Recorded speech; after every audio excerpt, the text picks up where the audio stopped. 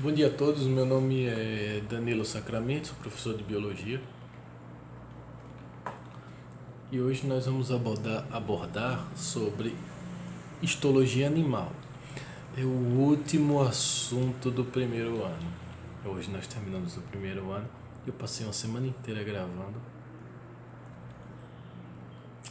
Vamos lá. Vamos lá. Primeiro nós vamos começar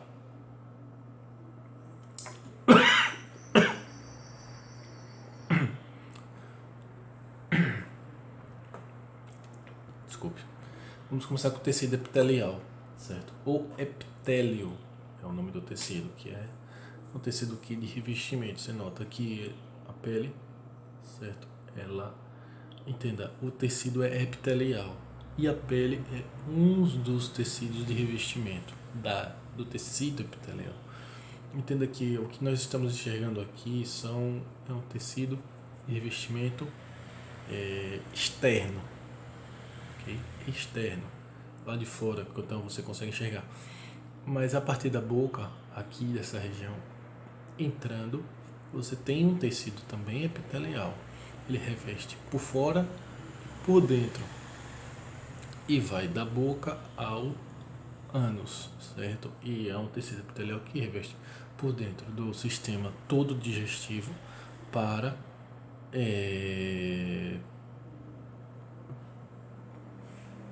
para protegê-lo por dentro.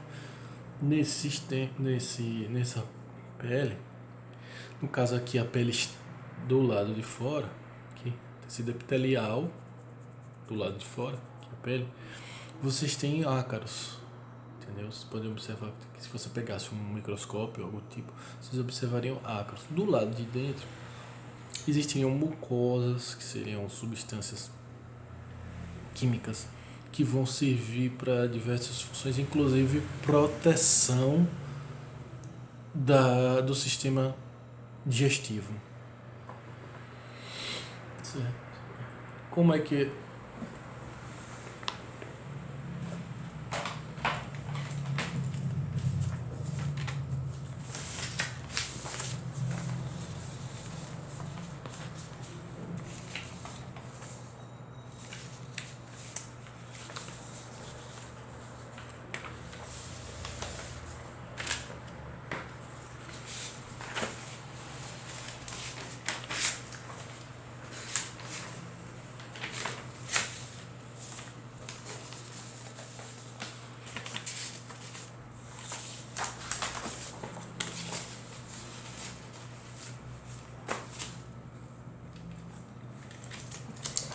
como é que elas se comportam, como é que elas são colocadas?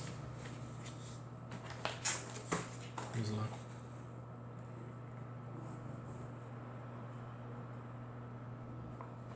Elas são justapostas, certo? Ou seja, o tecido da pele, as células, elas são bem, digamos assim, as membranas plasmáticas, elas são bem aproximadas, entendeu? Tecido animal, são bem aproximadas. E o tecido epitelial, ele é muito importante para proteção sob choques, ataques mecânicos. Ele tem uma elasticidade muito grande devido à substância colágeno. A única coisa que pode existir em grande quantidade entre uma célula e outra é o colágeno.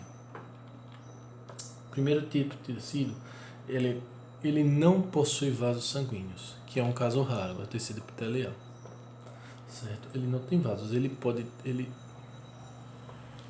salvo raros casos de tecido epitelial, ele não possui vasos sanguíneos. Olha lá, a regra. Não possui vasos sanguíneos, exceto alguns casos que não vamos citar aqui. O epitélio, ele forma uma camada de lâmina própria, ou seja, você tem um tecido mais próximo do músculo, depois um tecido intermediário, depois outro tecido e por último isso que nós chamamos de pele.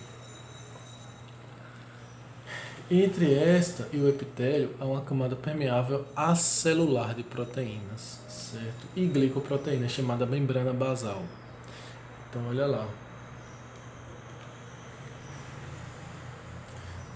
Como eu tinha dito, você tem várias camadas. Existe a camada de pele e essa camada basal, certo? Ela é formada de uma dessas camadas com o nome de basal, formada de proteína e glicoproteína. Daqui a pouco eu vou desenhar direitinho e vou mostrar para vocês a disposição dela comparado a ossos, músculos e outros tecidos. Esse é o tecido epitelial de revestimento interno e externo. É a região milítrofe entre o organismo vivo e seu ambiente. Certo?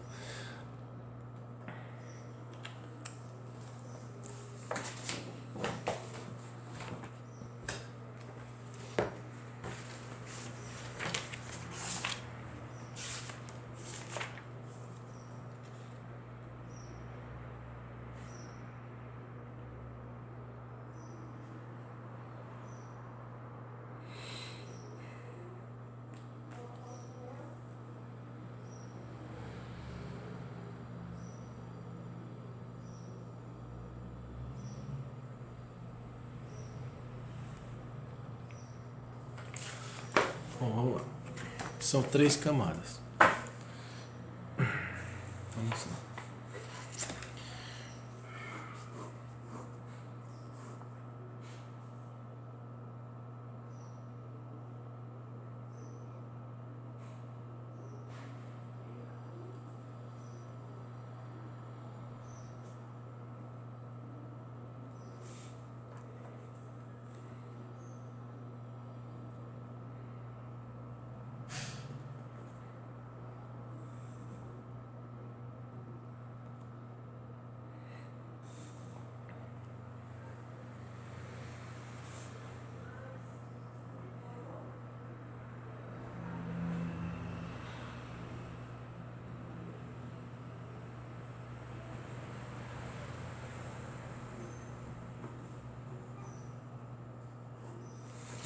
Vamos lá.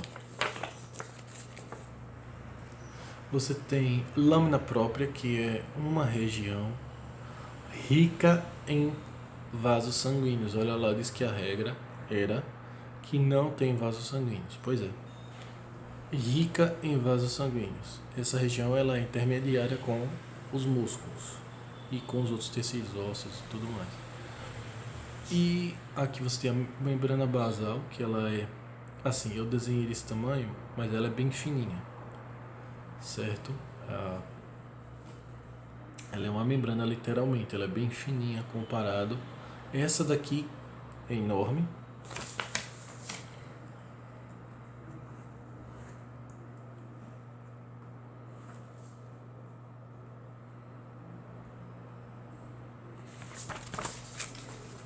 Esse desenho daqui já explica melhor. Lâmina própria, basal, que é a lâmina fininha, e o tecido epitelial, entendeu? A lâmina própria é mais grossa, a basal, por ser uma lâmina, obviamente é pequena, e você tem como segundo colocado de um grau de densidade, você tem o próprio tecido epitelial. Ele é o segundo mais denso depois da membrana basal. Na membrana basal, você tem, depois da lâmina própria, você tem lâmina própria mais denso, depois epitélio e por último membrana basal. Na membrana basal, você não tem nada, exceto, você somente glicoproteínas e proteínas, certo? Fora isso, você não tem mais nada.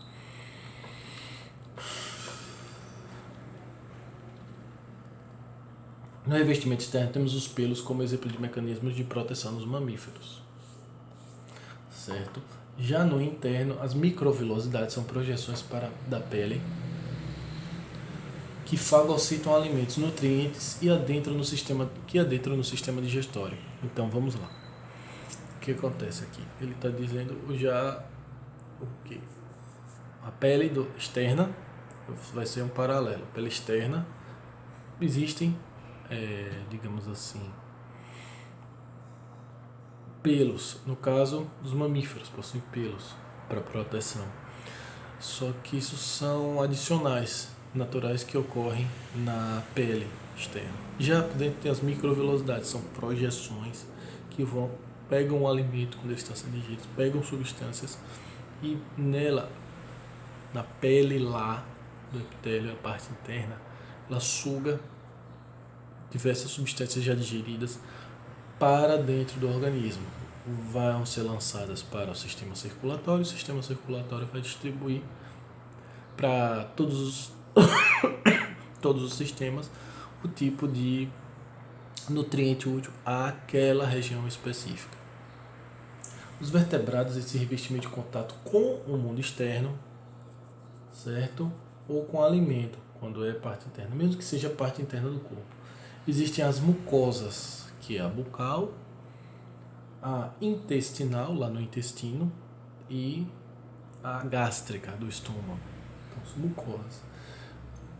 Revestimentos internos. Para revestir externamente o órgão, há membranas serosas, como a pleura,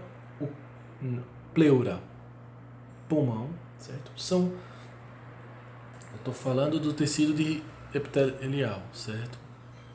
Tecido de revestimento. Especificamente nos tecidos de revestimento, você tem o quê? Você tem a pele, o epitélio e agora o terceiro tipo, que é o caso de conformações específicas que existem em cima dos órgãos. Cada órgão ele precisa meio que de um meio de proteção, que ele é frágil. Então, o pulmão tem a pleura, o coração tem o pericárdio e os órgãos abdominais têm o peritônio. São órgãos de revestimento, são parentes do tecido epitelial. Eles estão dentro do grupo tecido epitelial. É como se o tecido epitelial, o tecido epitelial fosse gênero e esses grupos de tecidos fossem espécies. Pele, propriamente dita, as mucosas com o revestimento interno, certo? O epitélio interno e os revestimentos dos órgãos. São 3 grupos. Pele, que é revestimento externo, ou revestimento interno, que é o tecido epitelial, propriamente dito interno, com mucosas e com produtos químicos que vão ajudar na digestão e os tecidos que revestem os órgãos. Para não haver espaço entre esses órgãos, você tem tecidos de revestimento, tanto de proteção quanto de preenchimento. Os epitélios glandulares, olha lá, epitélios de glândulas, são o segundo tipo de tecido epitelial e possuem função secretora, com origem no grupo de células proliferadas nos epitélios e revestimentos e forma glândulas. Olha lá. Os epitélios glandulares são o segundo tipo de tecido. São o segundo tipo de tecido epitelial e possuem função secretora com origem no grupo de células proliferadas no epitélio, revestidos e formando glândulas. Tá bom? O que acontece aqui? As glândulas do corpo humano, você tem as meninges, suprarrenais, tem o rim, aí elas ficam em cima do rim. Tem o rim, elas ficam em cima, supra, em cima, infra, embaixo.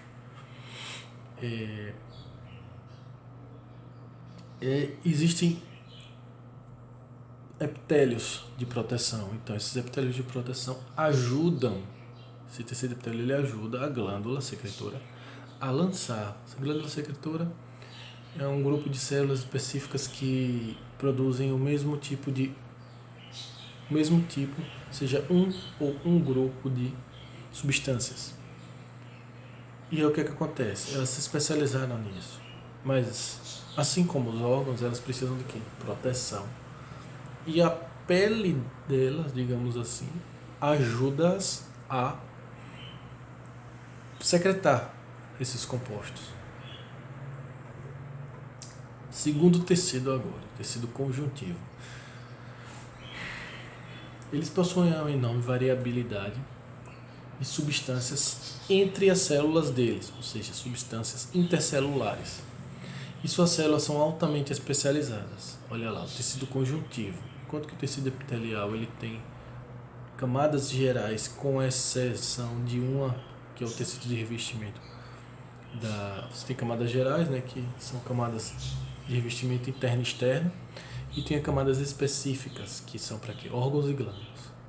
Aqui o tecido conjuntivo só é células especializadas. Então, variedade de substâncias entre essas células, substâncias intercelulares, são altamente especializadas. As células do tecido conjuntivo, vamos lá, ele se subdivide em 4 tipos. Existe o tecido propriamente dito, conjuntivo, que possui 3 grupos de células: fibroblastos, certo? Macrófagos e plasmócitos. Ele se subdivide em mais 2 tecidos, que é o frouxo e o denso. E no primeiro, no frouxo, há menos concentração de fibra proteica na matriz celular. Preenche espaço entre órgãos e dá suporte ao tecido epitelial. Lembra-se quando eu falei do tecido epitelial? O tecido epitelial é o seguinte, gente. O tecido epitelial e o tecido conjuntivo, eles têm uma relação em comum. Eu não disse que o tecido epitelial ajuda no preenchimento de espaços entre órgãos. Quem faz o preenchimento propriamente dito é o tecido conjuntivo. Imagine uma esponja. Imagine uma esponja. Agora imagine várias, ou uma esponja gigante, certo? Dentro do nosso corpo. Essa esponja, ela preenche, ela é única e ela se comporta como uma formatação interna dos espaços que não são ocupados pelos órgãos. Olha lá, não são ocupados pelos órgãos. O tecido epitelial ele vai reveste os órgãos, as glândulas, protege-nas certinho, e existe esse sistema de proteção do tecido conjuntivo. Aí o que acontece? Você tem o tecido, daí você tem as células dele, do tecido conjuntivo. O que acontece? Na matriz celular é o seguinte: você tem as células,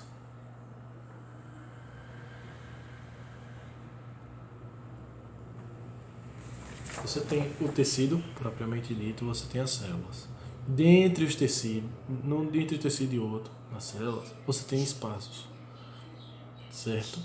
Do próprio tecido conjuntivo. O tecido conjuntivo é revestido de espaços vazios que não são ocupados por órgãos, e dentro do tecido conjuntivo você tem a matriz celular. Entre uma célula e outra, você notou lá na pele que eu desenhei bem juntinho. Aqui está separado porque existe uma grande quantidade de substâncias, certo? Que existe entre uma célula do tecido conjuntivo. Aí o que acontece? Quando vai cair na prova, você vai ver meio que uma célula esticada no canto, aí um monte de coisa colorida, depois outra célula esticada no outro, separada, você já se liga e ali, opa, tecido conjuntivo. Quase 20 minutos, nossa.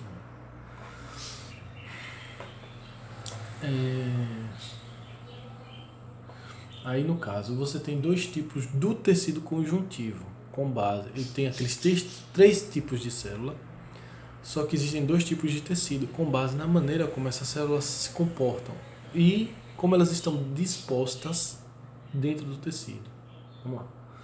No tecido frouxo, a lógica é a seguinte: ocorre concentração de fibra proteica, fibras, proteínas, na matriz celular. Matriz celular é aquele espaço que eu desenhei que fica entre as células. Então, tem muita fibra e proteína ali. Ele é frouxo por quê? Porque ele preenche espaços entre órgãos e dá suporte epitelial. Frouxo, porque ele precisa ser flexível. Frouxo, flexível. Ele possui essas substâncias entre as células para facilitar a flexibilidade deste com relação a impactos. ele amortece, por isso que eu falei esponja, ele amortece impactos, certo? Algumas pessoas, você pode lembrar também aquele preenchimento de sofá, que tem dentro do sofá, aquela espuma sofá, que quando você bate ele amassa, depois ele volta. O tecido conjuntivo tem mais ou menos essa mesma capacidade elástica, de uma pancada, quando você bate, ele depois volta para o formato que você bate, fica a marca de formar um pouco naquela espuminha, esponja de preenchimento interno de um sofá. Só estou falando isso a nível didático, um comparativo para você entender mais ou menos o efeito que ocorre no organismo. Disso, estou falando de animais, no caso eu estou usando o ser humano como padrão, mas nós vamos ver variações em outros animais um pouco mais à frente. Daí a pancada que toma, entendeu? O tecido ele para suportar e proteção. No segundo, que é o tecido denso. Denso por quê? Porque você vai encontrar o que nesse tecido? O denso, a diferença de um para o outro é que a distância entre as células do denso é menor. Ele é o tecido conjuntivo em que a concentração de fibras, somente fibras, não tem proteínas. Então as fibras elas vão ficar entre as células. E as células vão estar bem mais aproximadas. E auxilia na formação de tendões que ligam-se aos músculos, que ligam o músculo ao osso. Então é tecido conjuntivo. O que acontece? As células estão mais próximas e as fibras elas ajudam a enrijecer. Fibra, fortalecer. Elas ajudam.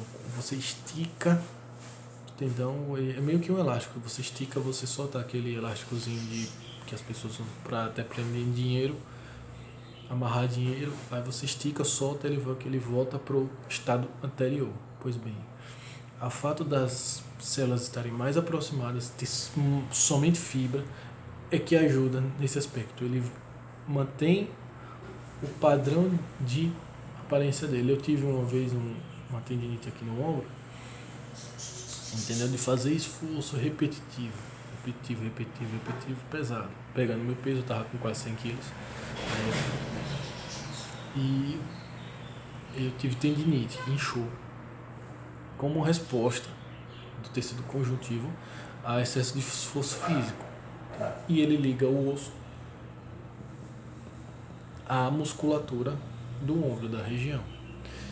E o que eu fiz e para cuidar no caso desse problema foi exatamente desenvolver o músculo. Olha lá, você tem o músculo, o tendão e o osso aqui na região, junto. Por que eu botei assim? Porque no meio tem o tendão, que é o tecido conjuntivo. Tem o osso e o músculo. Músculo, osso. O que acontece? Para você deslocar, mover, você vai precisar ter conformações. Eu desenvolvi o músculo porque é um tecido mais maleável, mais resistente. Nós vamos ver mais à frente, daqui a pouco. E exatamente o que acontece. O quão inchou foi como resposta a esse excesso de uso da região. Entendeu? O tecido conjuntivo que ele fez, ele absorveu os impactos de energia, as energias todas que iriam estressar o músculo ou o osso muito rígido, o músculo é um pouco mais flexível que o osso, mas menos flexível do que o tendão. Então, entendeu? Meio que sugou como uma esponja toda essa carga de energia.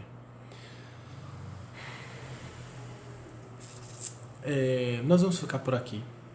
Na próxima aula eu dou continuidade ao assunto.